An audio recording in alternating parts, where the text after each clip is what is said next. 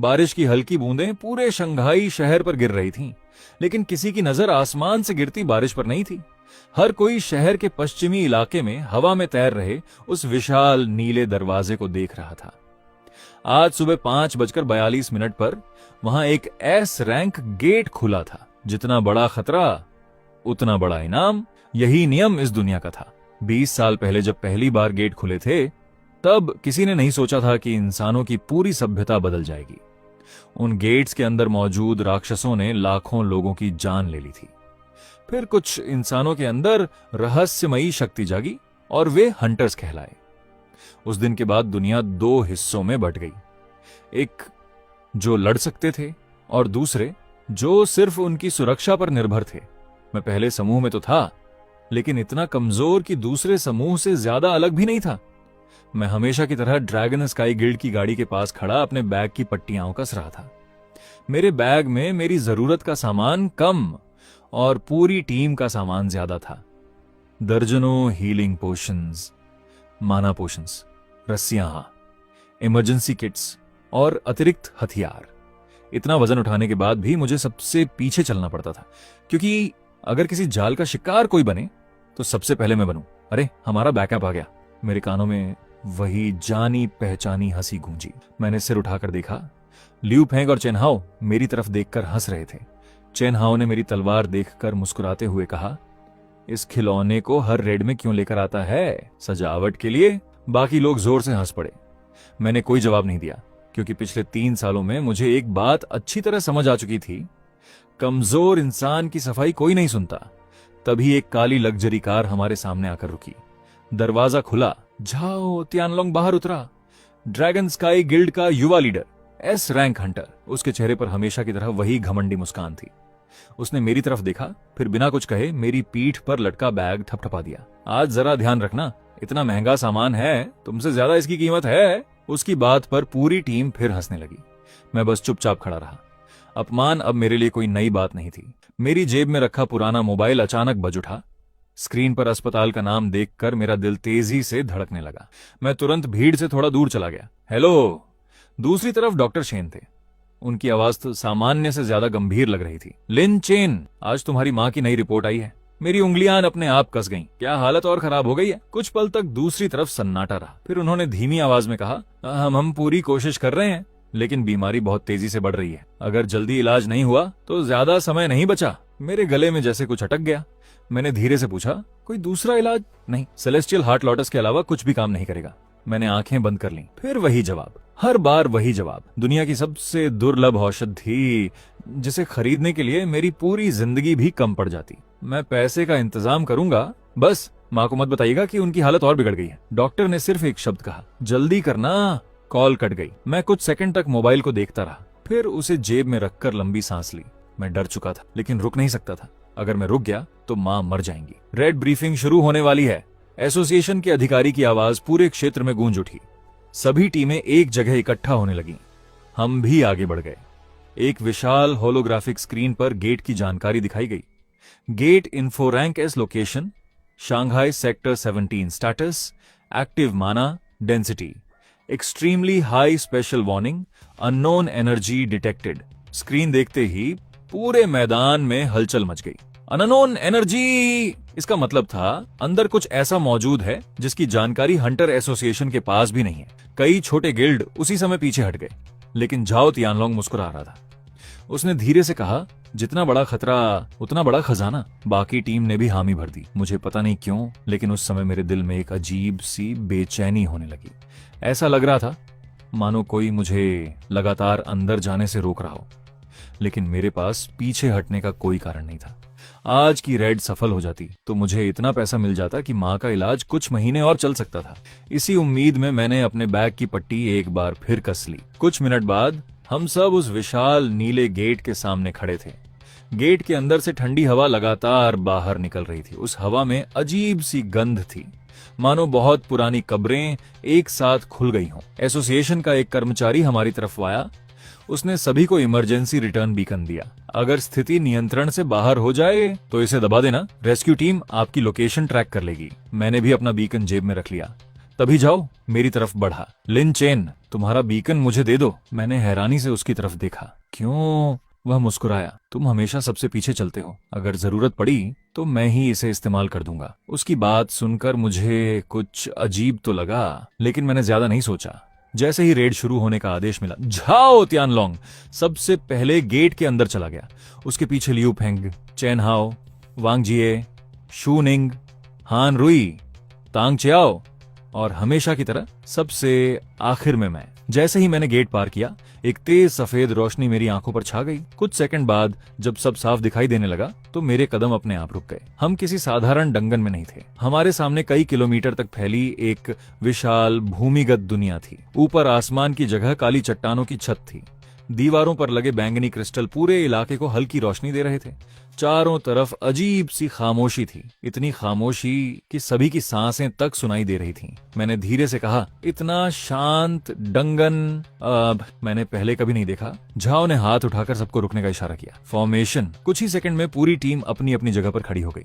मैं हमेशा की तरह सबसे पीछे था, लेकिन तभी पूरी जमीन जोर से कांपने लगी। धड़ाम, एक बार, फिर दूसरी बार, फिर तीसरी बार। ऐसा लग रहा था जैसे कोई बहुत बड़ा जीव हमारी तरफ चलकर आ रहा हो। तभी मेरी आंखों के सामने अचानक एक नीला होलोग्राफिक पैनल उभर आया। Warning, hidden dungeon, detected dungeon type ABSS, class current survival rate 0.00003%, exit lock. मेरी सांस वहीं अटक गई। एग्जिट लॉक यानी अब इस डंगन से बाहर निकलने का कोई रास्ता नहीं था। उसी पल पूरे डंगन में एक भयानक गर्जना गूंज उठी। हम सब ने एक साथ सामने देखा। घनी धुंध के बीच दो विशाल लाल आंखें धीरे धीरे चमकने लगीं। कुछ सेकंड बाद एक 15 मीटर लंबा दानव हमारे सामने आकर खड़ा हो गया। उसका पूरा शरीर काले पत्थरों से बना था। शरीर पर लाल रंग की दरारें चमक रही थीं। हाथ में एक विशाल तलवार थी जो अकेले चेन हाउ से भी बड़ी थी। वांग जिए के चेहरे का रंग उड़ गया। ये क्या चीज है? तभी फिर एक सिस्टम विंडो दिखाई दी। Name, abyss guardian threat level, analysis failed. मैंने पहली बार ऐसा देखा था। सिस्टम किसी भी मॉन्स्टर की जानकारी देने में कभी असफल नहीं हुआ था, लेकिन इस बार वह भी उसे पहचान नहीं पाया। हमला करो! झाओ के आदेश के साथ ही पूरी टीम एक साथ आगे बढ़ गई। आग, बिजली, बर्फ, तीर, तलवारों की ऊर्जा, हर तरफ धमाके ही धमाके होने लगे। लेकिन जब धुआं छंटा तो दानव अपनी जगह से 1 इंच भी नहीं हिला था। उसके शरीर पर एक खरोंच तक नहीं आई। नामुमकिन! हान रुई की आवाज कांप गई। अगले ही पल दानव ने अपनी तलवार उठाई। बस एक बार पूरी जमीन 2 हिस्सों में बट गई। हमारी टीम के 2 हंटर उस वार की चपेट में आ गए। उनके शरीर पल भर में गायब हो गए। न कोई चीख, न कोई लाश, सिर्फ खून। मैं वहीं जम गया। पहली बार मौत को इतना करीब से देख रहा था। झाओ गुस्से से चिल्लाया, पीछे हटो! हम सब अलग अलग दिशाओं में भागने लगे, लेकिन तभी मेरी नजर दूर दीवार पर गई।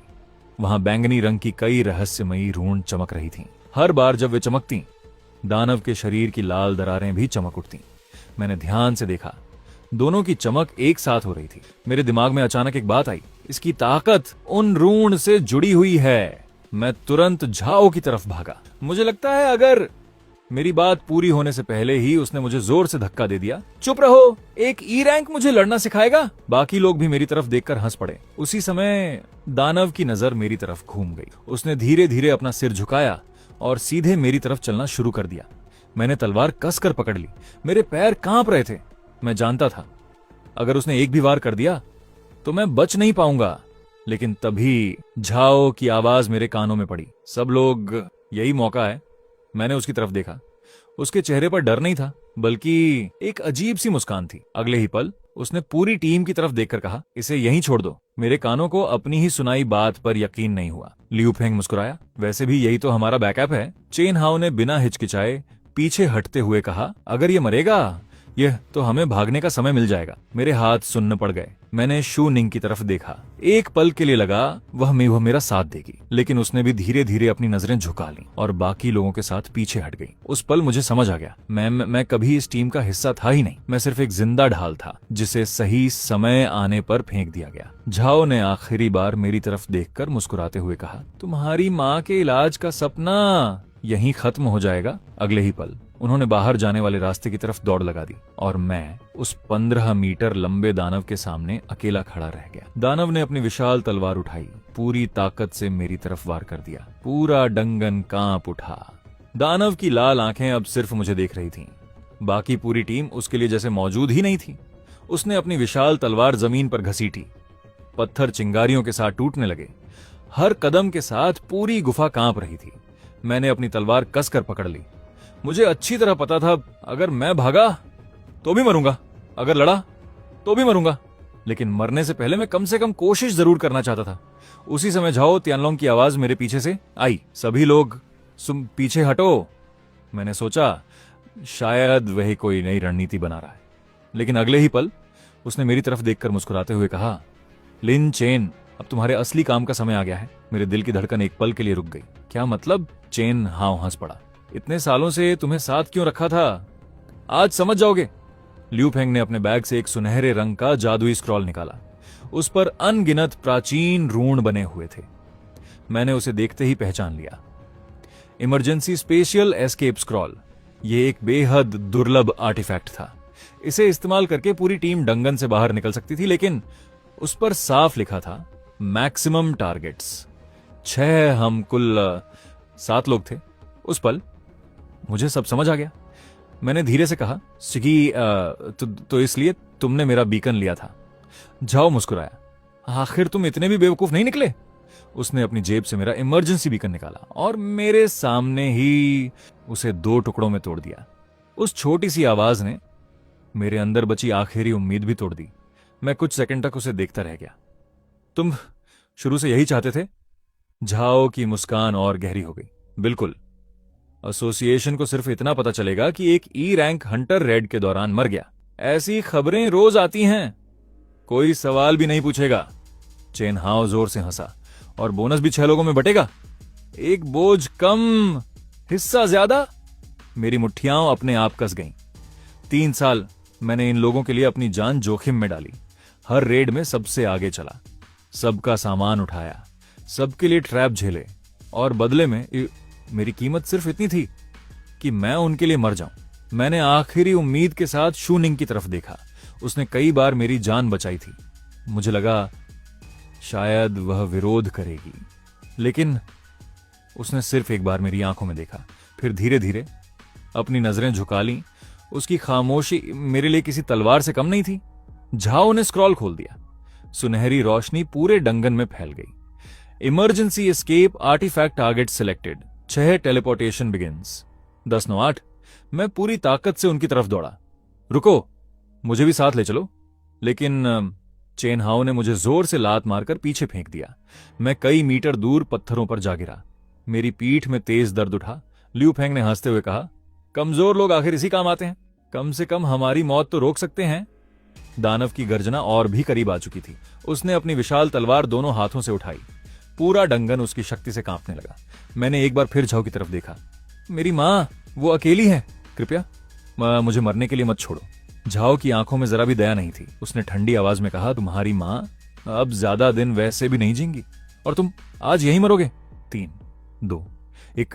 सुनहरी रोशनी तेज होती चली गई। अगले ही पल झाओ, तियानलोंग, चेन हाओ, ल्यू फेंग, वांगजिए, हानरुई और शू निंग मेरी आंखों के सामने से गायब हो गए।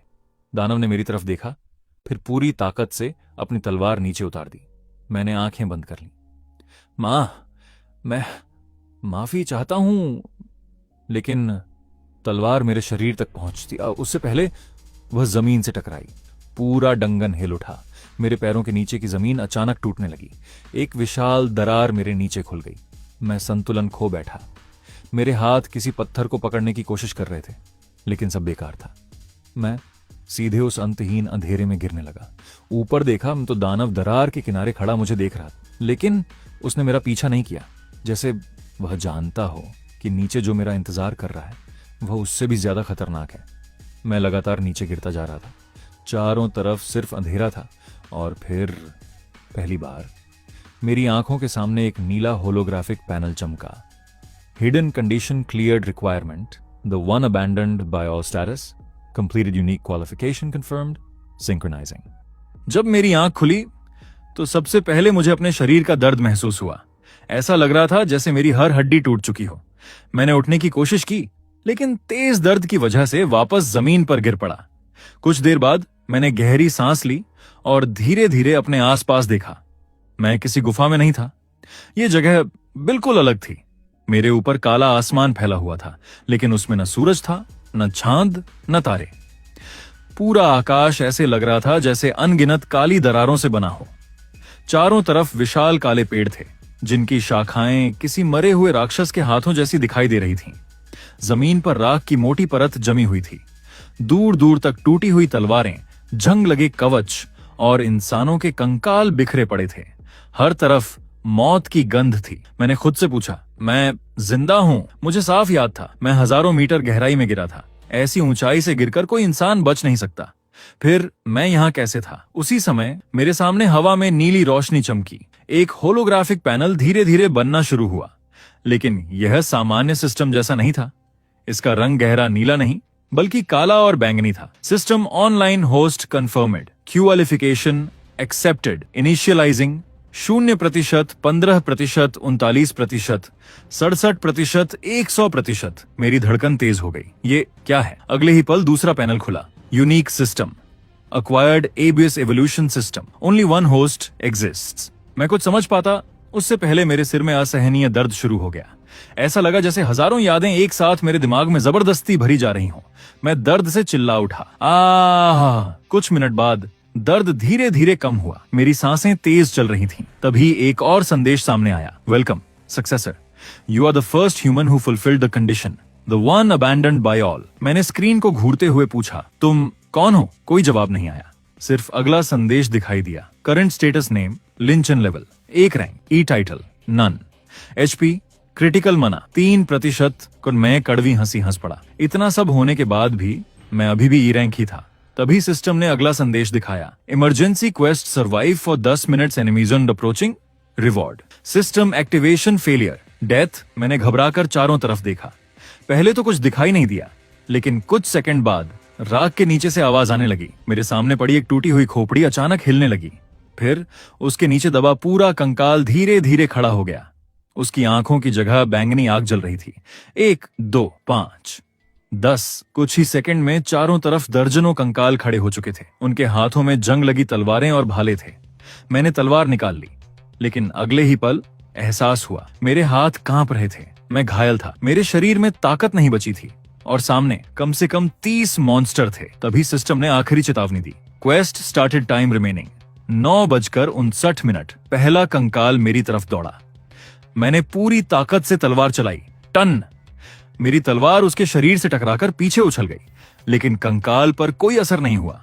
उसने अपनी तलवार मेरे कंधे पर मार दी। मैं पीछे लड़खड़ा गया। दूसरा कंकाल, तीसरा, चौथा। अब सभी मेरी तरफ दौड़ रहे थे। मैंने पहली बार महसूस किया, शायद मौत से बचकर भी, मैं मौत की ही दुनिया में आ चुका था। और तभी सिस्टम की आवाज एक बार फिर गूंजी। Hidden skill detected, permission granted, skill unlocked, devour, use now, yes/no। मेरे पास सोचने का समय नहीं था। मैंने बिना एक पल गंवाए यस चुन लिया। जैसे ही मैंने यस चुना, पूरे शरीर में अचानक एक अजीब सी गर्म लहर दौड़ गई। मेरी हथेली पर काले रंग की रूण उभरने लगी। वे रूण धीरे धीरे मेरी पूरी बांह पर फैल गईं। मुझे ऐसा लगा जैसे मेरे अंदर कोई सोई हुई शक्ति जाग रही हो। उसी समय सिस्टम फिर से चमका। Skill activated, devour effect, absorb life force, mana and evolution, energy from defeated enemies. मैं अभी उस संदेश को समझ ही रहा था कि पहला स्केलेटन वॉरियर फिर से मेरी तरफ झपटा। इस बार मैंने भागने की बजाय उसका वार अपने शरीर को थोड़ा मोड़कर बचाया। उसकी जंग लगी तलवार मेरे कंधे को छूते हुए निकल गई। उसी पल मैंने पूरी ताकत से अपनी तलवार उसके गले पर चला दी। तलवार उसकी गर्दन की हड्डी में फंस गई। मैंने पूरी ताकत लगाकर उसे नीचे धक्का दिया। स्केलेटन का संतुलन बिगड़ गया। वह जमीन पर गिर पड़ा। मैंने तुरंत उसके सिर पर दूसरी चोट मारी। क्रैक!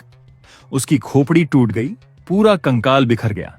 अगले ही पल उसके शरीर से काले धुएं जैसी ऊर्जा निकलकर मेरी हथेली में समाने लगी। डिवॉर सक्सेसफुल लाइफ फोर्स +1 माना, +2 एवोल्यूशन एनर्जी, +1। मैंने हैरानी से अपनी हथेली देखी।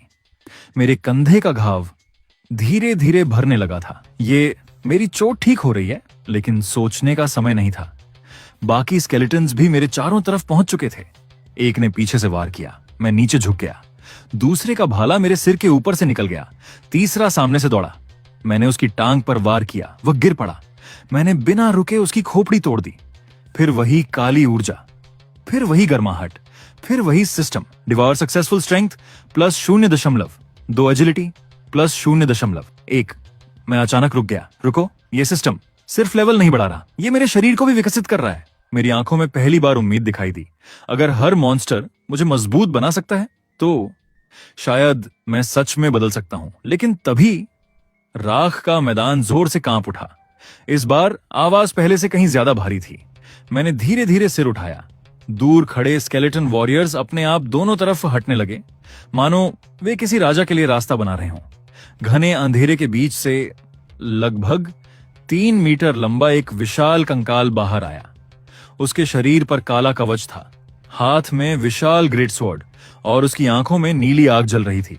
सामान्य स्केलेटन्स उसके सामने सैनिक लग रहे थे। सिस्टम तुरंत सक्रिय हुआ। Mini boss detected, name Abish skeleton night, rank elite danger, high. मेरी सांसें तेज हो गईं। मैं अभी मुश्किल से कुछ स्केलेटन्स को हरा पाया था और अब एक मिनी बॉस। स्केलेटन नाइट ने बिना कोई आवाज किए अपनी तलवार उठाई। अगले ही पल वह मेरी तरफ बिजली जैसी गति से दौड़ा, इतना तेज मैंने किसी तरह तलवार आगे की। उसके एक वार से मैं कई मीटर दूर जाकर गिरा। मेरी तलवार हाथ से छूट गई। सीने में तेज दर्द उठा। अगर वार थोड़ा भी सीधा लगता तो मैं वहीं मर जाता। स्केलेटन नाइट धीरे धीरे मेरी तरफ बढ़ रहा था। उसकी चाल में घबराहट नहीं थी, जैसे उसे पूरा यकीन हो कि उसका शिकार अब बच नहीं सकता। मैंने जमीन पर पड़ी अपनी तलवार की तरफ देखा। वह मुझसे लगभग 5 मीटर दूर थी और स्केलेटन नाइट सिर्फ 2 मीटर दूर। मैं समझ गया, अब या तो मैं कुछ नया करूं या यहीं मर जाऊं। उसी समय सिस्टम फिर से चमका। Evolution energy reached 100%, new function available. Evolution, would you like to evolve? Yes / no warning, evolution can not be interrupted. मैं कुछ सेकंड के लिए चुप रह गया। सामने मौत खड़ी थी और सिस्टम मुझे एवोल्यूशन का विकल्प दे रहा था। अगर मैंने यस चुना तो शायद एवोल्यूशन पूरा होने से पहले ही स्केलेटन नाइट मुझे मार देगा। अगर नो चुना तो वैसे भी मरने वाला था। मैंने गहरी सांस ली और बिना हिचकिचाए यस दबा दिया। अगले ही पल मेरे पूरे शरीर से काली और बैंगनी रोशनी निकलने लगी। स्केलेटन नाइट पहली बार रुक गया। उसने मेरी तरफ ऐसे देखा मानो उसे भी इस शक्ति का एहसास हो गया हो, और उसी क्षण पूरे अबिस में एक गूंजती हुई आवाज सुनाई दी। Evolution started, do not resist. काली ऊर्जा ने मुझे पूरी तरह ढक लिया। मेरी आंखों के सामने सब कुछ अंधेरा हो गया, लेकिन न जाने क्यों इस बार मुझे डर नहीं लग रहा था। मुझे सिर्फ एक बात महसूस हो रही थी, मैं अब पहले वाला लिन चेन नहीं रहने वाला था।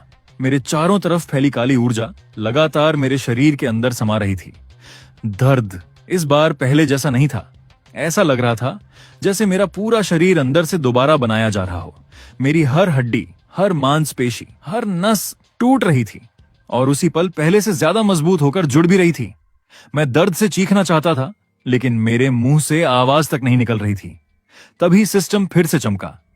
Evolution progress 12%, 29%, 47%, 68%, 91%, 100% evolution complete. जैसे ही आखिरी संख्या 100% हुई, मेरी आंखें अपने आप खुल गईं। मैंने पहली बार महसूस किया कि मेरे आसपास की हर चीज पहले से बिल्कुल अलग दिख रही थी। दूर उड़ती राख, हवा में तैरते मना के कण, यहां तक कि स्केलेटन नाइट के शरीर से निकलती ऊर्जा भी मुझे साफ दिखाई दे रही थी। मेरी सुनने की क्षमता भी कई गुना बढ़ चुकी थी। मैं कई 100 मीटर दूर चलते स्केलेटन्स के कदमों की आवाज तक सुन सकता था। मैंने अपनी मुट्ठी बंद की। मेरी उंगलियों की आवाज पहले से कहीं ज्यादा भारी थी। ऐसा लग रहा था मानो मेरे अंदर किसी और की ताकत आ गई हो। उसी समय सिस्टम सामने आया। एवोल्यूशन सक्सेसफुल, रैंक अपडेटेड, ई से डी। मेरी आंखें चौड़ी हो गईं। सिर्फ लेवल नहीं, मेरा पूरा रैंक बदल गया था। फिर दूसरा संदेश आया, new passive skill, abyss body level 1 effects, strength increased, faster healing, mana recovery increased. मैंने गहरी सांस ली। मेरे कंधे पर लगा गहरा घाव पूरी तरह गायब हो चुका था। यह देखकर मैं कुछ सेकंड तक कुछ बोल ही नहीं पाया। तभी भारी कदमों की आवाज फिर सुनाई दी। मैंने सिर उठाया। स्केलेटन नाइट अब भी वहीं खड़ा था, लेकिन इस बार डर उसकी आंखों में नहीं, मेरी आंखों में भी नहीं था। वह अचानक बिजली की तरह मेरी तरफ दौड़ा। पहले जैसी ही रफ्तार, लेकिन इस बार मुझे वह पहले से धीमा दिखाई दे रहा था। मैं एक कदम दाईं तरफ हटा। उसकी विशाल तलवार मेरे शरीर को छू भी नहीं पाई। क्या मेरे मुंह से अपने आप निकल गया, पहले जिसके वार को मैं देख भी नहीं पा रहा था, अब वही वार मुझे साफ दिखाई दे रहा था। स्केलेटन नाइट ने दूसरी बार हमला किया। मैं नीचे झुका और उसकी बगल से निकल गया। पहली बार मैं उसके पीछे पहुंच चुका था। मैंने बिना समय गंवाए अपनी तलवार उसकी पीठ पर पूरी ताकत से मारी। इस बार तलवार उसके कवच में धंस गई। स्केलेटन नाइट पहली बार पीछे लड़खड़ाया। मैंने मौका नहीं छोड़ा। दूसरा वार, तीसरा वार, चौथा वार, लगातार हमले होने लगे। लेकिन तभी उसने घूमकर अपनी विशाल मुट्ठी मेरे सीने पर दे मारी। मैं कई मीटर दूर जाकर गिरा।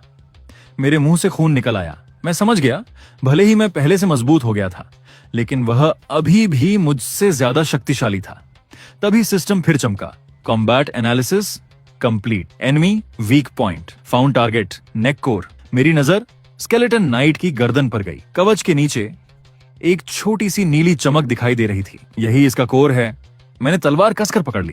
स्केलेटन नाइट तीसरी बार मेरी तरफ दौड़ा, लेकिन इस बार मैं उसकी तरफ भागा। हम दोनों के बीच की दूरी तेजी से कम होने लगी। 10 मीटर, 5 मीटर, 3 मीटर। जैसे ही उसने तलवार उठाई, मैं जमीन पर फिसल गया। उसका वार मेरे सिर के ऊपर से निकल गया। अगले ही पल मैं उसकी गर्दन के बिल्कुल नीचे पहुंच चुका था। मैंने पूरी ताकत, पूरा गुस्सा और अपनी मां को बचाने की पूरी उम्मीद एक ही वार में डाल दी। तलवार सीधी उसके कोर में धंस गई। स्केलेटन नाइट वहीं रुक गया। उसकी आंखों में जल रही नीली आग अचानक कांपने लगी। कुछ सेकंड बाद उसका पूरा शरीर दरारों से भर गया और अगले ही पल वह हजारों टुकड़ों में टूटकर बिखर गया। पूरे मैदान में सन्नाटा छा गया। मैं भारी सांसें लेते हुए वहीं खड़ा था। फिर उसके शरीर से पहले से कहीं ज्यादा विशाल काली ऊर्जा निकलकर मेरी तरफ आने लगी। मैं समझ गया, यह अब तक की सबसे बड़ी शक्ति थी, लेकिन मुझे बिल्कुल अंदाजा नहीं था कि यह ऊर्जा सिर्फ मेरा लेवल नहीं, बल्कि मेरी किस्मत भी बदलने वाली थी। तभी सिस्टम एक बार फिर चमका। Elite, enemy defeated, calculating rewards. और अगले ही पल पूरे आकाश में बैंगनी बिजली चमक उठी। बैंगनी बिजली पूरे काले आसमान में फैल गई। ऐसा लग रहा था मानो पूरे अबिस ने मेरी जीत को महसूस कर लिया हो। मैं अभी भी भारी सांसें ले रहा था। मेरे हाथ कांप रहे थे। यह पहली बार था जब मैंने अपने दम पर किसी एलीट मॉन्स्टर को हराया था, लेकिन असली हैरानी अभी बाकी थी। स्केलेटन नाइट के टूटे हुए शरीर से निकलती काली ऊर्जा अचानक रुक गई। फिर वह एक जगह इकट्ठा होने लगी। कुछ ही सेकंड में मेरे सामने एक काला क्रिस्टल बन गया। सिस्टम तुरंत सक्रिय हो गया। Elite reward detected Abish core compatibility scan 100%। मैंने धीरे धीरे उस काले क्रिस्टल को उठाया। जैसे ही वह मेरी हथेली से छुआ, वह धुएं में बदलकर मेरे शरीर के अंदर समा गया। अगले ही पल असहनीय दर्द फिर शुरू हो गया, लेकिन इस बार दर्द के साथ मेरे दिमाग में कुछ अजीब दृश्य भी आने लगे। मैंने देखा एक विशाल युद्ध, हजारों राक्षस, आसमान तक पहुंचने वाले दैत्य और उनके सामने काले कवच में खड़ा एक अकेला योद्धा। उसके हाथ में काली तलवार थी। उसकी आंखें बैंगनी चमक रही थीं। वह अकेला पूरी सेना को काट रहा था। हर वार के साथ सैकड़ों राक्षस गिर रहे थे। फिर अचानक 12 विशाल आकृतियों ने उसे चारों तरफ से घेर लिया।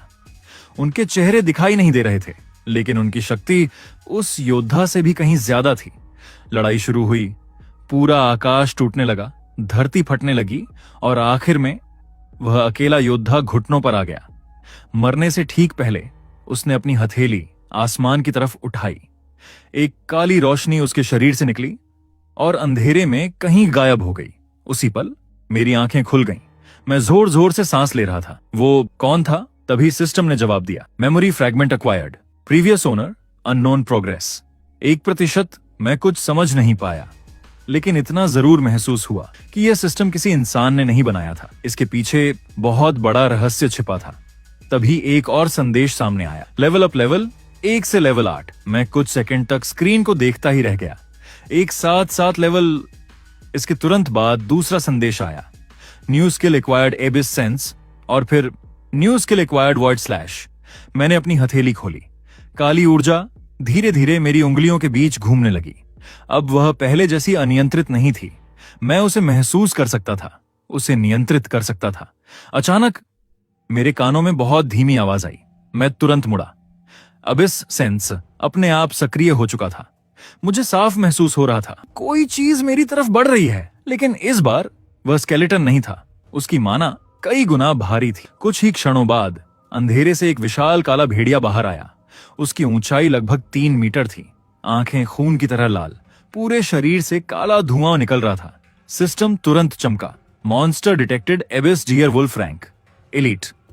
मैंने तलवार पकड़ ली, लेकिन इस बार मेरे चेहरे पर डर नहीं था। भेड़िया दहाड़ते हुए मेरी तरफ झपटा। पहले मैं शायद भाग जाता, लेकिन अब मैंने वहीं खड़े होकर अपनी तलवार उठाई। अगर मुझे इस नरक से बाहर निकलना है तो मुझे हर उस चीज को हराना होगा जो मेरे रास्ते में आएगी। जैसे ही भेड़िया मेरे सामने पहुंचा, मैंने पहली बार अपना नया कौशल इस्तेमाल किया। Skill activated void slash. मेरी तलवार पर काली ऊर्जा लिपट गई। मैंने एक ही वार किया, अगले ही पल पूरे मैदान में सन्नाटा छा गया। भेड़िया वहीं रुक गया। उसकी लाल आंखें धीरे धीरे बुझने लगीं। फिर उसका शरीर बीच से 2 हिस्सों में बंट गया। मैं खुद कुछ सेकंड तक अपनी तलवार को देखता रह गया। ये मैंने किया, लेकिन मेरी हैरानी वहीं खत्म नहीं हुई। भेड़िए के मरते ही दूर दूर तक फैले पूरे जंगल में सैकड़ों लाल आंखें एक साथ चमक उठीं। मैंने धीरे धीरे सिर उठाया। पेड़ों के पीछे, चट्टानों के ऊपर और अंधेरे के भीतर अनगिनत मॉन्स्टर मुझे देख रहे थे। ऐसा लग रहा था जैसे मेरी मौजूदगी अब पूरे एबिस को पता चल चुकी हो। मैंने अपनी तलवार मजबूती से पकड़ ली। अब वापस लौटने का कोई रास्ता नहीं था। अगर मुझे अपनी मां तक दोबारा पहुंचना था तो पहले मुझे इस पूरे एबिस को जीतना होगा। उस रात मैंने पहली बार समझा कि स्केलेटन नाइट सिर्फ शुरुआत था। मेरे सामने जितनी भी लाल आंखें चमक रही थीं, वे धीरे धीरे मेरी तरफ बढ़ने लगीं। 1, 10, 50, फिर सैकड़ों। पूरा जंगल गुर्राने की आवाजों से भर गया। मैंने अपनी तलवार कसकर पकड़ ली। भागना चाहता तो भी भाग नहीं सकता था। मेरे पीछे गहरी खाई थी और सामने मौत। मैंने गहरी सांस ली। अगर आज बच गया तो कल पहले से ज्यादा मजबूत बनूंगा। इतना कहकर मैं खुद ही उनकी तरफ दौड़ पड़ा। पहला एबिस वुल्फ मेरे ऊपर झपटा। मैंने बिना रुके वॉइड स्लैश इस्तेमाल किया। काली ऊर्जा हवा को चीरती हुई निकली। भेड़िया 2 टुकड़ों में बट गया, लेकिन उसके गिरते ही 3 और मेरी तरफ कूद पड़े। मैंने एक का पंजा रोका, दूसरे ने मेरी बांह पर गहरा घाव कर दिया, तीसरे ने मुझे जमीन पर गिरा दिया। मैंने दर्द सहते हुए उसकी गर्दन पकड़ ली। उसी पल मेरी हथेली पर बनी काली रून चमक उठी। Skill activated devour. भेड़िए का शरीर मेरी पकड़ में सूखने लगा। उसकी लाइफ फोर्स सीधे मेरे अंदर समा गई। उसकी चीख पूरे जंगल में गूंज उठी। कुछ सेकंड बाद उसका शरीर राख बन गया। मेरे हाथ का घाव भी लगभग भर चुका था। मैंने पहली बार महसूस किया डिवॉर सिर्फ शक्ति नहीं चुराता था, वह मेरी चोटें भी ठीक कर सकता था। अगले 1 घंटे तक मैं लगातार लड़ता रहा। तलवार चलाते चलाते मेरी हथेलियां फट गईं, सांसें टूटने लगीं, कपड़े पूरी तरह खून से भीग चुके थे। लेकिन हर मॉन्स्टर के साथ मैं थोड़ा और तेज, थोड़ा और मजबूत होता जा रहा था। सिस्टम लगातार संदेश दिखा रहा था। लेवल अप लेवल 9, कुछ मिनट बाद लेवल अप लेवल 10, फिर लेवल अप लेवल 11। मैंने कभी नहीं सोचा था कि लेवल बढ़ना इतना अलग महसूस होगा। मेरी सांसें हल्की हो गई थीं। शरीर पहले से कई गुना हल्का लग रहा था। दृष्टि और भी तेज हो चुकी थी। सुबह जैसी हल्की बैंगनी रोशनी पूरे जंगल में फैलने लगी। मैंने पहली बार महसूस किया कि एबिस में भी समय चलता है, लेकिन यहां सूरज नहीं निकलता था। आसमान की विशाल दरारों से बैंगनी रोशनी नीचे आती थी। मैं आगे बढ़ने लगा। कुछ किलोमीटर चलने के बाद अचानक जंगल खत्म हो गया। मेरे सामने जो था उसे देखकर मेरे कदम अपने आप रुक गए। मेरे सामने एक पूरा शहर था, लेकिन वह शहर जिंदा नहीं था। हजारों साल पुराने टूटे हुए महल, काली पत्थर की सड़कें, विशाल मूर्तियां जिनके सिर कटे हुए थे, चारों तरफ टूटे हुए हथियार पड़े थे। ऐसा लग रहा था जैसे कभी यहां कोई महान साम्राज्य था जो अब सिर्फ खंडहर बनकर रह गया था। मैं धीरे धीरे शहर के अंदर गया। अचानक सिस्टम चमक उठा। New area discovered, city of the on the dead. मैंने चारों तरफ देखा। पूरा शहर खाली था, लेकिन पता नहीं क्यों मुझे लगातार ऐसा महसूस हो रहा था कि कोई मुझे देख रहा है। मैं एक टूटी हुई इमारत के पास पहुंचा। उसकी दीवार पर अजीब भाषा में कुछ लिखा था। मैं उसे पढ़ नहीं पा रहा था, लेकिन जैसे ही मैंने उस पर हाथ रखा, मेरे सिर में तेज दर्द शुरू हो गया। अचानक मेरे सामने एक दृश्य उभर आया। मैंने देखा यही शहर, लेकिन पूरी तरह जिंदा। सड़कों पर हजारों लोग, विशाल सेना, आसमान में उड़ते ड्रैगन और उसी काले कवच वाला योद्धा जिसे मैंने मेमोरी फ्रैगमेंट में देखा था। पूरे शहर के लोग उसके सामने घुटनों पर झुके हुए थे। वे एक ही नाम पुकार रहे थे, मोनार्क। दृश्य अचानक टूट गया। मैं हांफते हुए पीछे हट गया। ये क्या था? उसी समय सिस्टम सामने आया। Memory fragment, synchronized current progress 3%। मैं कुछ समझ नहीं पाया, लेकिन अब एक बात साफ थी। जिस व्यक्ति की यादें मुझे दिखाई जा रही थीं, उसका इस शहर से गहरा संबंध था, और शायद इस पूरे एबिस से भी। मैं अभी सोच ही रहा था कि अचानक पूरी सड़क जोर से कांप उठी। ये कदमों की आवाज थी, लेकिन इतनी भारी कि हर कदम पर पूरी जमीन हिल रही थी। मैंने धीरे धीरे पीछे मुड़कर देखा। दूर शहर के मुख्य द्वार से लगभग 10 फीट लंबे काले कवच पहने सैनिक एक एक करके अंदर आ रहे थे। उनकी आंखों में नीली आग जल रही थी। हर एक के हाथ में विशाल भाला था, और उनकी संख्या कम से कम 1000। तभी सिस्टम ने चेतावनी दी, warning, the royal guard has detected your presence. मैंने अनायास अपनी तलवार और मजबूती से पकड़ ली, लेकिन अगले ही पल उन 1000 सैनिकों के पीछे से एक और आकृति बाहर आई। इस बार उसके सिर पर काला मुकुट था, और उसके शरीर से निकल रही माना स्केलेटन नाइट से भी कई गुना ज्यादा भयानक थी। उस काले मुकुट वाले योद्धा को देखते ही मेरे पूरे शरीर में सिहरन दौड़ गई। वह बाकी सैनिकों जैसा नहीं था। बाकी सभी उसके पीछे बिल्कुल स्थिर खड़े थे, जैसे वे सिर्फ उसके एक इशारे का इंतजार कर रहे हों। उसकी आंखों में नीली नहीं, बल्कि गहरी सुनहरी लौ जल रही थी। वह धीरे धीरे मेरी तरफ बढ़ा। हर कदम के साथ टूटी हुई सड़क में दरारें पड़ रही थीं। मैंने तलवार तैयार कर ली, लेकिन आश्चर्य की बात, उसने हमला नहीं किया। वह मुझसे लगभग 10 कदम दूर रुक गया। फिर पहली बार उसने मुंह खोला। उसकी आवाज भारी और सदियों पुरानी लग रही थी। एक इंसान। मैं एक पल के लिए जड़ हो गया। तुम बोल सकते हो? उसने मेरी बात का जवाब नहीं दिया। वह मेरी आंखों में देखता रहा। अचानक उसकी नजर मेरे दाएं हाथ पर बनी काली रून पर पड़ी। उसका चेहरा पहली बार बदल गया। आश्चर्य और फिर अविश्वास। यह चिन्ह तुम्हारे पास कैसे है? मैं कुछ समझ नहीं पाया। कौन सा चिन्ह? वह कुछ सेकंड तक चुप रहा। फिर उसने अपना विशाल भाला जमीन में गाड़ दिया। उसके पीछे खड़े 1000 सैनिक भी एक साथ घुटनों पर बैठ गए। पूरा शहर अचानक शांत हो गया। मैंने हैरानी से चारों तरफ देखा। यह क्या हो रहा था? तभी सिस्टम मेरे सामने चमका। Hidden event triggered, the last royal guardian. मैंने स्क्रीन पढ़ी ही थी कि सामने खड़े योद्धा ने फिर कहा, मेरा नाम वेई लुओ था। मैं अबिस एम्पायर की रॉयल गार्ड का कमांडर था। उसने टूटे हुए महलों की तरफ देखा। उसकी आवाज में पहली बार दर्द था। लेकिन हम अपने राजा की रक्षा नहीं कर सके। मैंने धीरे से पूछा, तुम्हारा राजा कौन था?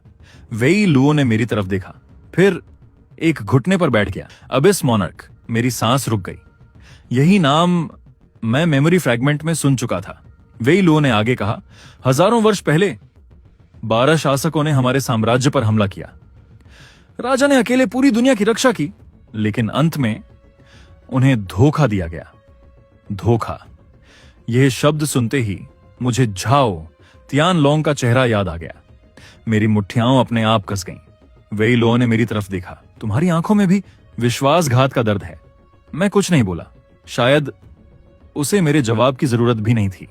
तभी सिस्टम फिर चमका। Special trial available, the trial of the royal guard reward, royal abyss blade failure, death accept, yes no. मैंने बिना सोचे यस दबा दिया। अगले ही पल वेई लुओ खड़ा हो गया। उसने अपना भाला उठा लिया। उसकी आंखों की सुनहरी लौ और तेज हो गई। अगर तुम सच में उसके उत्तराधिकारी बनना चाहते हो तो मुझे हराओ। इतना कहते ही उसके पीछे खड़े 1000 सैनिक गायब हो गए। पूरा शहर युद्ध भूमि में बदल गया। सड़कें काली ऊर्जा से भर गईं। मैंने तलवार मजबूती से पकड़ ली। वेई लुओ अचानक मेरी तरफ गायब हो गया। इतना तेज। अगले ही पल उसका भाला मेरे ठीक सामने था। मैं किसी तरह तलवार आगे करके वार रोक पाया, लेकिन उसके वार की ताकत से मैं पीछे फिसलता चला गया। मेरे पैरों के नीचे पत्थर टूटते जा रहे थे। ये तो स्केलेटन नाइट से भी कई गुना मजबूत है। वेई लुओ ने दूसरा हमला किया। मैंने बचने की कोशिश की, लेकिन इस बार उसका भाला मेरे कंधे को चीरता हुआ निकल गया। खून जमीन पर गिरने लगा। मैं दर्द से दांत भींचकर खड़ा हो गया। भागना अब विकल्प नहीं था। मैंने पहली बार महसूस किया कि अगर मुझे इस दुनिया में सबसे मजबूत बनना है तो मुझे हर लड़ाई जीतने से पहले हर हार से सीखना होगा। मैंने अपनी आंखें बंद की, गहरी सांस ली और पहली बार अबिस सेंस को पूरी तरह सक्रिय कर दिया। दुनिया अचानक बदल गई। अब मुझे वेई लुओ का शरीर नहीं, बल्कि उसके अंदर बहती माना दिखाई दे रही थी। उसके अगले वार की दिशा उसके पहुंचने से पहले ही मुझे महसूस होने लगी। मैं मुस्कुराया। मैं तुम्हें देख सकता हूं। वेई लुओ तीसरी बार बिजली जैसी गति से मेरी तरफ आया, लेकिन इस बार मैं पहले ही एक कदम हट चुका था। उसका भाला खाली हवा को चीरता हुआ निकल गया। मैं उसकी बगल में पहुंच गया और पूरी ताकत से वॉइड स्लैश चला दिया। पहली बार उसके काले कवच पर एक गहरी दरार पड़ गई। वेई लुओ कुछ कदम पीछे हट गया। उसने उस दरार को देखा, फिर मेरी तरफ, और सदियों बाद शायद पहली बार उसके चेहरे पर हल्की मुस्कान आई। अच्छा, तो यही कारण है कि सिस्टम ने तुम्हें चुना। उसने अपना भाला फिर से सीधा किया। इस बार उसकी माना पहले से भी कई गुना बढ़ चुकी थी। पूरा सिटी ऑफ द डेड उसकी शक्ति से कांपने लगा। तभी सिस्टम की आवाज फिर गूंजी, warning, opponent has entered second phase. Survival probability 18%। मैंने अपनी तलवार मजबूती से पकड़ी।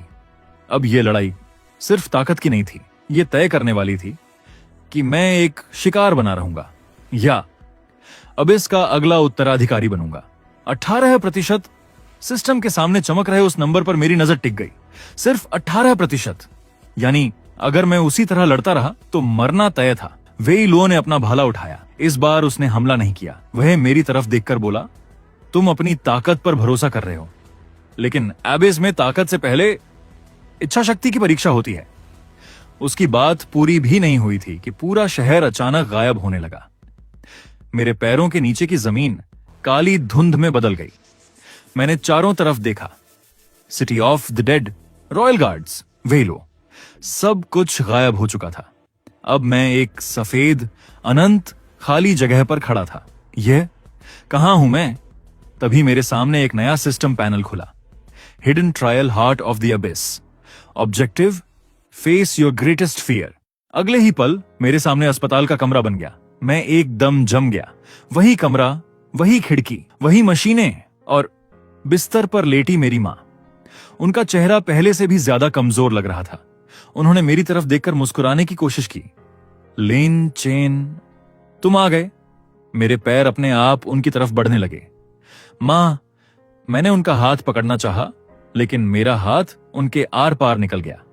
मैं उन्हें छू भी नहीं सकता था। तभी डॉक्टर शेन कमरे में आए। उन्होंने धीरे से सिर झुका लिया। हम उन्हें नहीं बचा सके।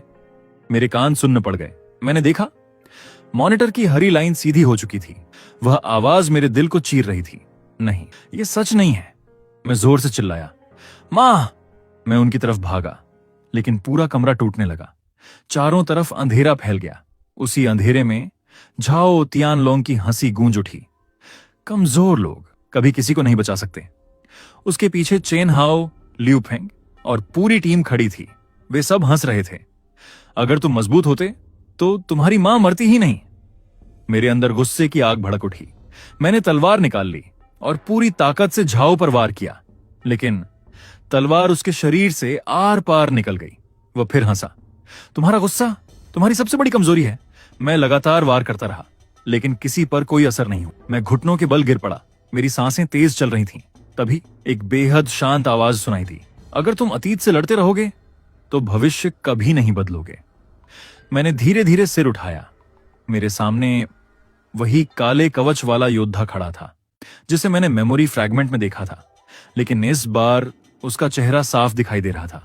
उसकी आंखों में न गुस्सा था न घमंड, सिर्फ गहरी शांति। उसने मेरी तरफ हाथ बढ़ाया। तुम बदला चाहते हो या अपनी मां को बचाना चाहते हो? मैं कुछ सेकंड तक चुप रहा, फिर धीरे से बोला, मैं दोनों चाहता हूं। वह मुस्कुराया। गलत जवाब। अगर बदला तुम्हारा लक्ष्य बन गया तो तुम भी उन्हीं लोगों जैसे बन जाओगे जिनसे तुम नफरत करते हो। मैंने सिर झुका लिया। कुछ देर बाद मैंने अपनी मुट्ठी कस ली। नहीं, मेरा पहला लक्ष्य मां को बचाना है, और जो लोग रास्ते में आएंगे उन्हें मैं कभी माफ नहीं करूंगा। कुछ पल तक पूरी दुनिया शांत रही। फिर उस योद्धा ने पहली बार सिर हिलाया। अब तुम योग्य हो। उसी क्षण मेरे सामने पूरा दृश्य टूटने लगा। अस्पताल, झाओ, सब कुछ धुएं में बदल गया और सिस्टम चमक उठा। Hidden trial cleared, heart of the abyss.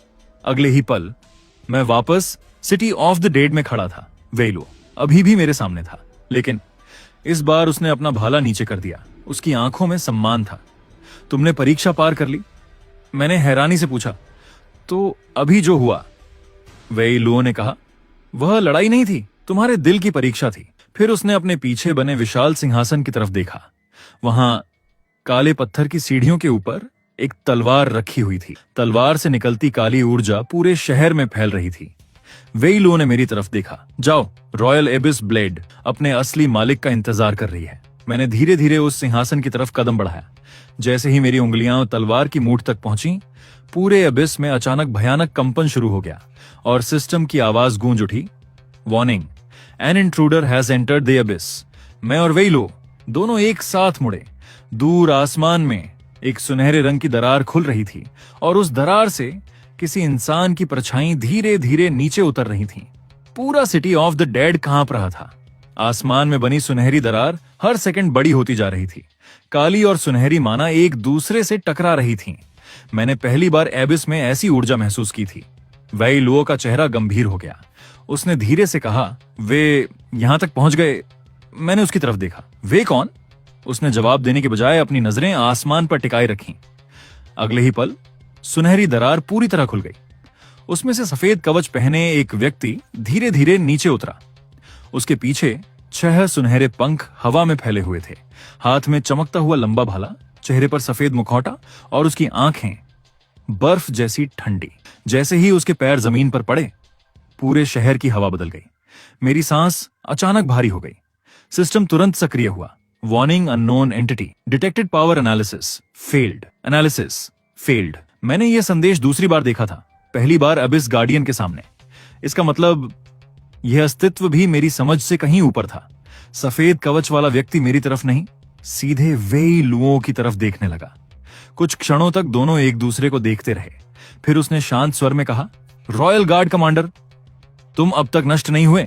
वेई लुओ ने अपना भाला कसकर पकड़ लिया। और तुम अब भी अपने मालिकों के गुलाम हो। उस व्यक्ति की आवाज में कोई भावना नहीं थी। मैं आदेश का पालन करता हूं, यही मेरा अस्तित्व है। वेई लुओ मुस्कुराया। यही तुम्हारी सबसे बड़ी कमजोरी है।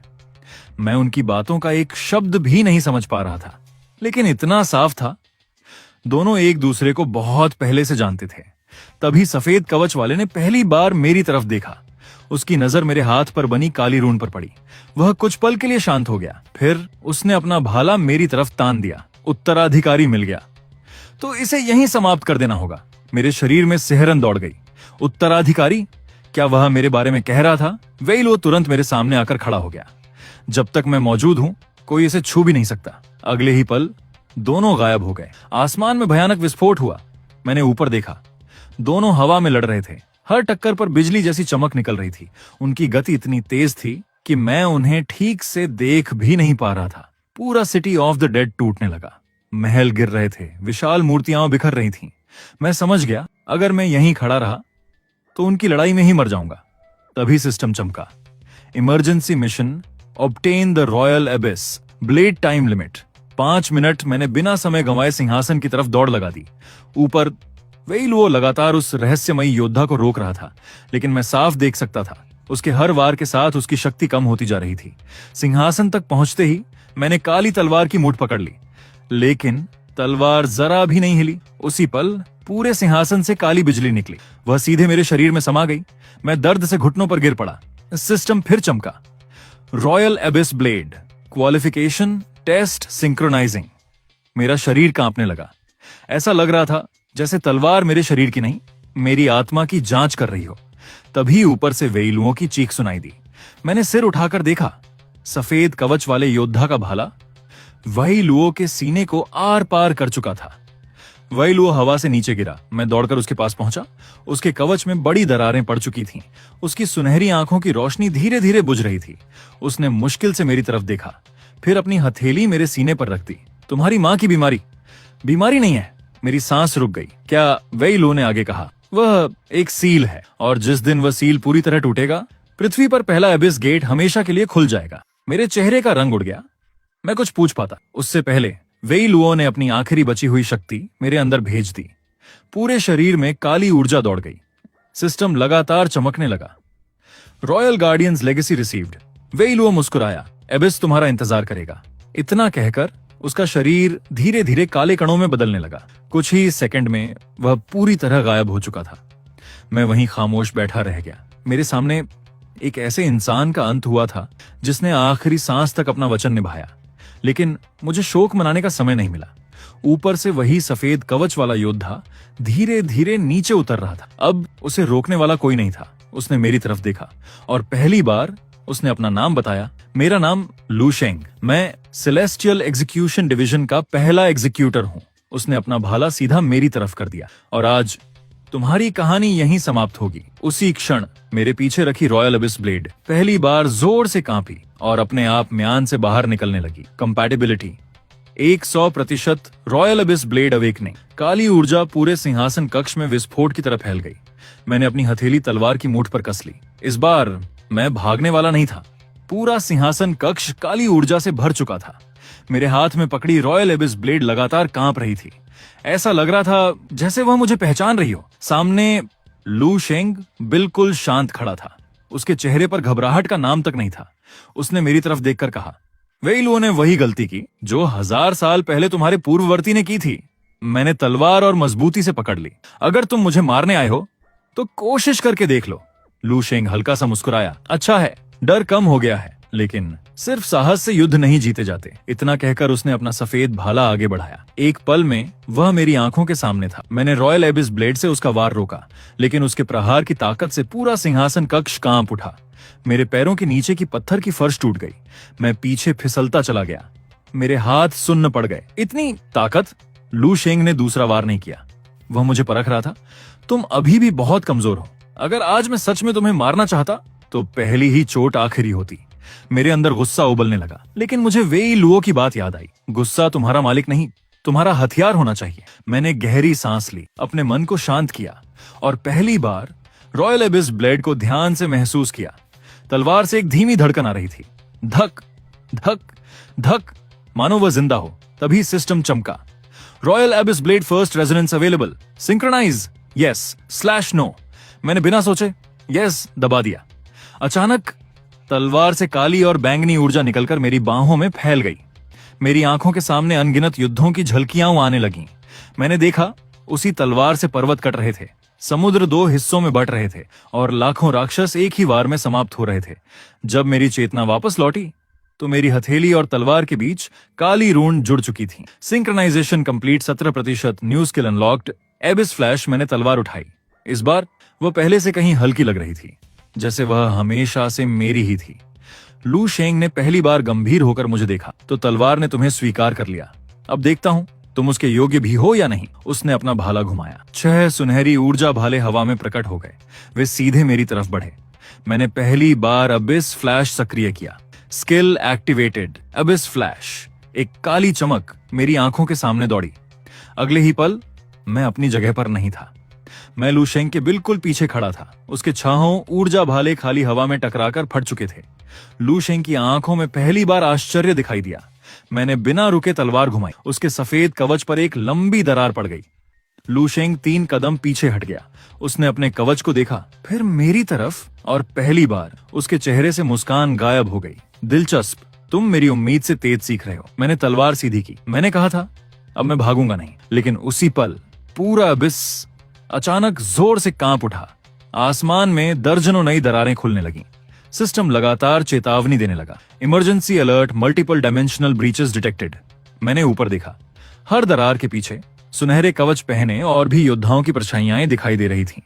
लू शेंग ने भी आसमान की तरफ देखा। फिर पहली बार उसके चेहरे पर चिंता दिखाई दी। उसने धीमी आवाज में कहा, वे इतने जल्दी कैसे आ गए? और मुझे उसी क्षण समझ आ गया कि असली युद्ध अभी शुरू भी नहीं हुआ था। आसमान में खुली सुनहरी दरारें लगातार बड़ी होती जा रही थीं। हर दरार के पीछे एक नई शक्ति जाग रही थी। मैंने रॉयल एबिस ब्लेड को मजबूती से पकड़ लिया। अगर वे सब एबिस में उतर गए तो मेरे पास लड़ने का कोई मौका नहीं होगा। लेकिन तभी लू शेंग ने अपना भाला नीचे कर दिया। मैं चौंक गया। तुम हमला क्यों नहीं कर रहे?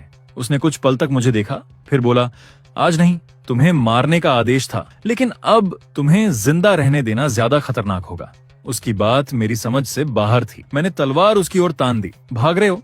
लू शेंग मुस्कुराया। नहीं, मैं तुम्हें समय दे रहा हूं, क्योंकि जब अगली बार मिलेंगे तब तुम्हें सिर्फ मुझसे नहीं, पूरी सेलेस्टियल एग्जीक्यूशन डिवीजन से लड़ना होगा। इतना कहकर उसने अपनी हथेली आसमान की ओर उठाई। एक सुनहरी रोशनी उसे घेरने लगी। मैंने आगे बढ़कर हमला करना चाहा, लेकिन उसी समय सिस्टम तेजी से चमक उठा। Emergency warning host is not strong enough, do not pursue. मैं रुक गया। अगले ही पल लू शेंग उस सुनहरी रोशनी में गायब हो गया। आसमान की सभी दरारें भी एक एक करके बंद होने लगीं। पूरा एबिस फिर से शांत हो गया, लेकिन यह शांति किसी तूफान से पहले वाली शांति थी। मैं धीरे धीरे सिंहासन के सामने बैठ गया। थकान अब पूरे शरीर पर हावी हो चुकी थी। तभी रॉयल एबिस ब्लेड अपने आप हल्की सी चमकने लगी।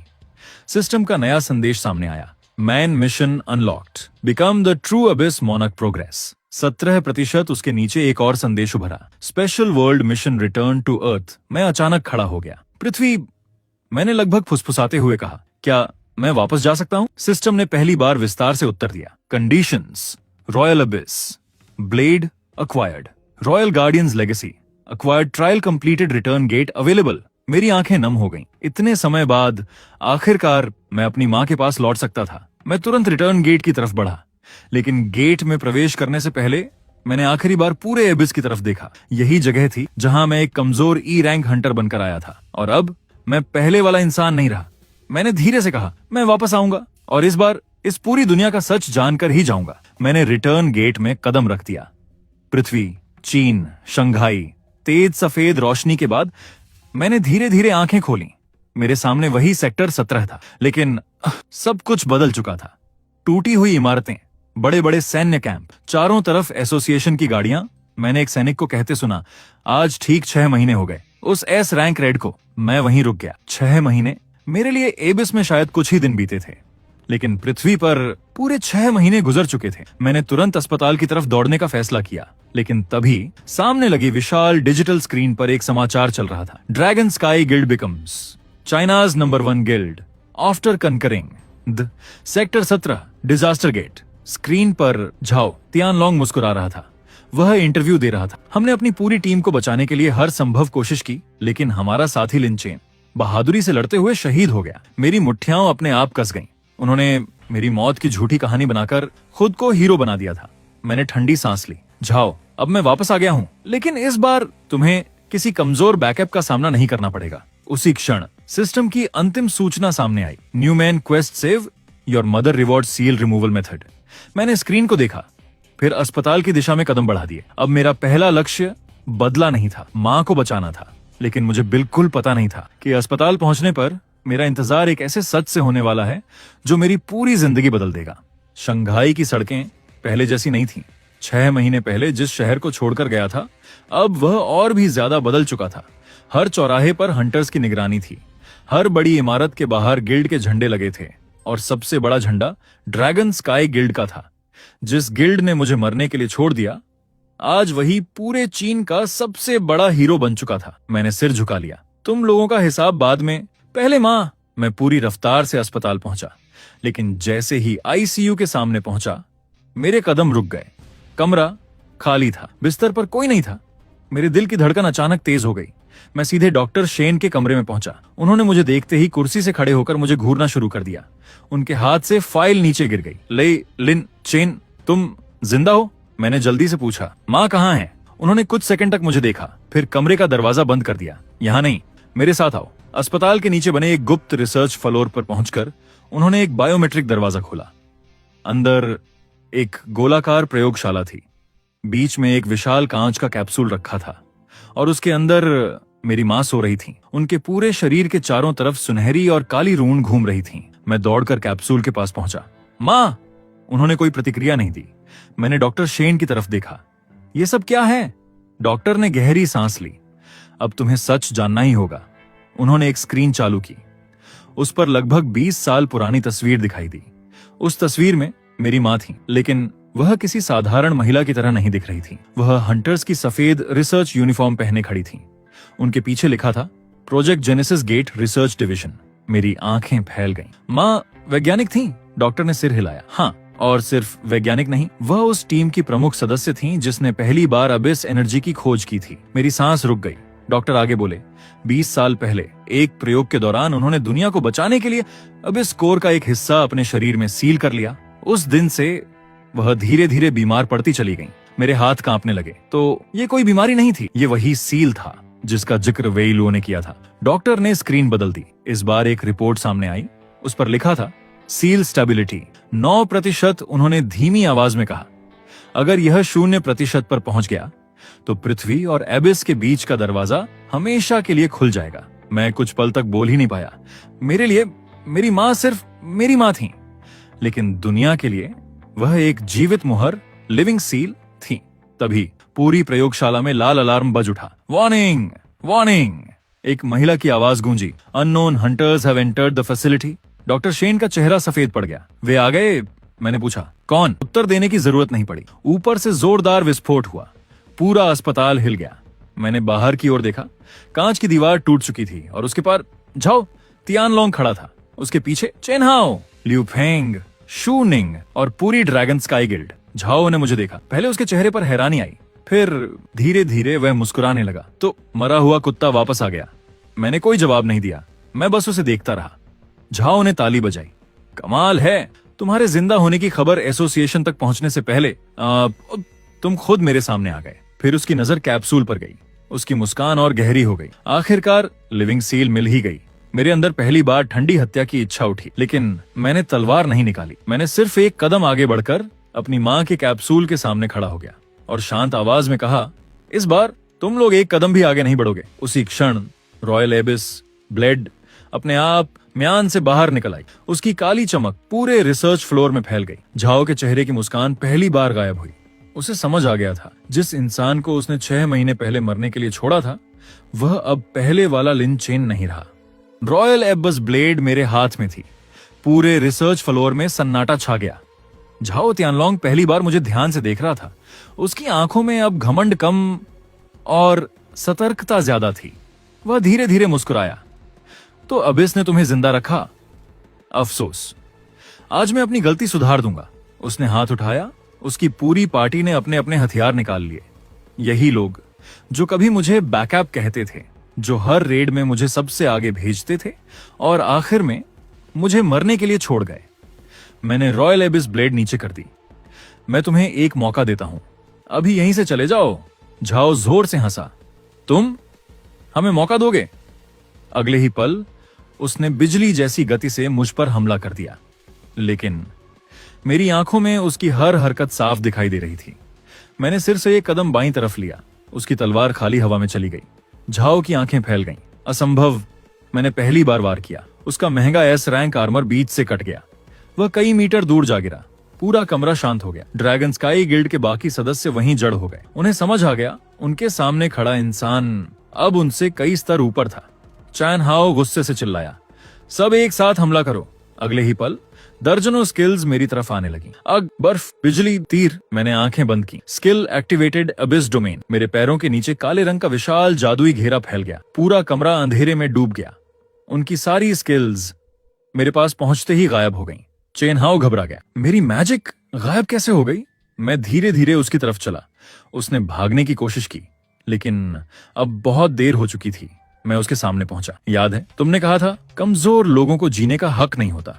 उसका चेहरा सफेद पड़ गया। लिन, मुझसे गलती हो गई, मैंने शांत स्वर में कहा। हाँ, लेकिन उसकी कीमत हमेशा किसी न किसी को चुकानी पड़ती है। मैंने उसे एक ही वार में हरा दिया।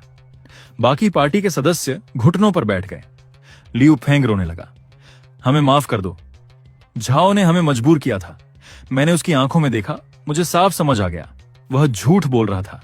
मैंने कोई जवाब नहीं दिया। कुछ ही मिनटों में पूरी ड्रैगन स्काई गिल्ड हार चुकी थी। अब सिर्फ झाओ बचा था। वह घायल हालत में खड़ा हुआ। उसने जेब से एक सुनहरा क्रिस्टल निकाला। मैंने उसे देखते ही पहचान लिया, वही ऊर्जा जो लू शेंग के शरीर से निकल रही थी। झाओ हंसा, तुम सोचते हो मैंने 6 महीने यूं ही बिताए हैं? उसने वह क्रिस्टल तोड़ दिया। पूरा अस्पताल सुनहरी रोशनी से भर गया। आसमान में एक विशाल गेट खुल गया और उसी गेट से लू शेंग वापस उतर आया। लेकिन इस बार वह अकेला नहीं था। उसके पीछे दर्जनों सेलेस्टियल एग्जीक्यूटर्स खड़े थे। लू शेंग ने मुझे देखा। तुमने अपेक्षा से अधिक तेजी से प्रगति की। अब अंतिम निर्णय का समय है। पूरा अस्पताल युद्ध भूमि बन चुका था। तभी मेरे सामने आखिरी सिस्टम पैनल खुला। Final mission, protect the living seal, reward, remove the seal, save your mother. मैंने बिना एक पल गंवाए एक्सेप्ट दबा दिया। रॉयल एबिस ब्लेड पूरी तरह जाग उठी। काली ऊर्जा पूरे शहर में फैल गई। आसमान पर काले बादल छा गए। एबिस गेट और अर्थ दोनों की ऊर्जा एक दूसरे से टकराने लगी। लू शेंग और बाकी एग्जीक्यूटर्स एक साथ मेरी तरफ बढ़े। मैंने एक गहरी सांस ली। ये लड़ाई सिर्फ मेरी नहीं है। मैंने रॉयल अबिस ब्लेड आसमान की ओर उठा दी। Final skill unlocked, eternal abyss. एक ही पल में पूरी दुनिया काली रोशनी से भर गई। कुछ सेकंड बाद सब कुछ शांत हो गया। जब रोशनी हटी तो सारे सेलेस्टियल एग्जीक्यूटर्स गायब थे। एबिस गेट बंद हो चुका था और मेरी माँ के कैप्सूल पर बनी सारी रून धीरे धीरे मिटने लगी। डॉक्टर शेन ने मशीनों की तरफ देखा। उनकी आंखों में आंसू आ गए। सील पूरी तरह हट चुका है। कैप्सूल धीरे धीरे खुला। मेरी माँ ने कई महीनों बाद पहली बार आंखें खोली। उन्होंने मुझे देखा और हल्की मुस्कान के साथ कहा, लिन चेन, तुम वापस आ गए। मैं घुटनों के बल बैठ गया। इतने समय बाद मैं आखिरकार उन्हें बचाने में सफल हो गया था। 3 महीने बाद ड्रैगन स्काई गिल्ड को हमेशा के लिए भंग कर दिया गया। झाओ तियानलोंग और उसके अपराध दुनिया के सामने आ गए। एसोसिएशन ने मुझे दुनिया का सबसे शक्तिशाली हंटर घोषित किया, लेकिन मैंने कोई गिल्ड नहीं बनाई, कोई पद नहीं लिया। मैं सिर्फ अपनी माँ के साथ एक शांत जीवन जीना चाहता था। फिर भी रॉयल एबिस ब्लेड आज भी मेरे पास थी, क्योंकि मैं जानता था अगर भविष्य में फिर कभी कोई गेट खुला तो मुझे एक बार फिर लड़ना होगा। मैंने आसमान की तरफ देखा और मन ही मन कहा, इस बार मैं किसी का बैकअप नहीं हूँ। मैं वह हंटर हूँ जिसके पीछे पूरी दुनिया खड़ी है।